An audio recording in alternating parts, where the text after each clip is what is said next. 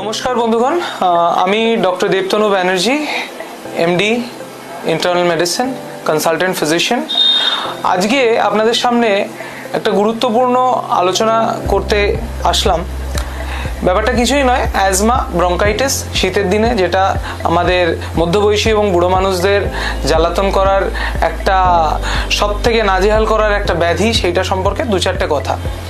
প্রথম কথা, এটা কি শুধু বুড়ো মানুষদের হয়? না, অ্যাজমা ছোট বাচ্চাদেরও হতে পারে।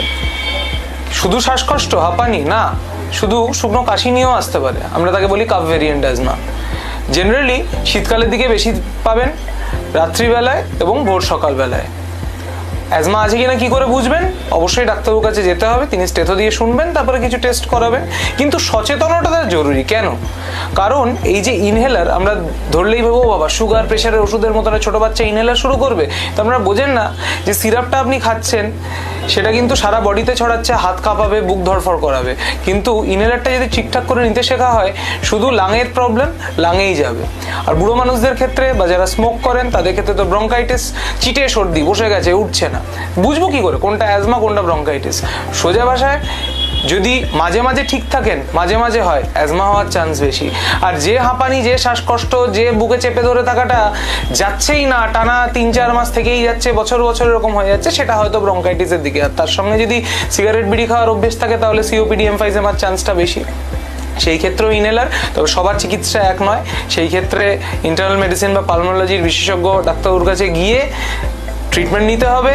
ইনহেলার নেওয়ার পরে যদি তাতে স্টেরয়েড থাকে, দয়া করে গলাটা ভালো করে গার্গল বা কুলুকুচি করবেন।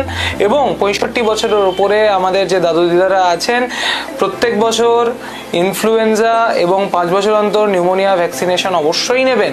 যারা ডায়াবেটিক, কিডনি রোগী, তারা 18 থেকে 65-তেও কি নেবেন সেইটা স্পেশালিস্ট ডাক্তারবাবুদের যোগাযোগ করবেন।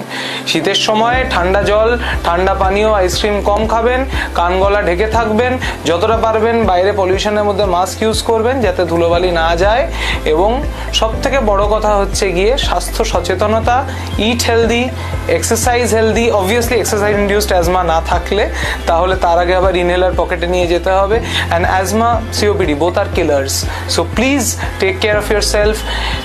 সুস্থ থাকুন, সুস্থ বাঁচুন এবং সবার মুখে হাসির কারণ হন। নমস্কার।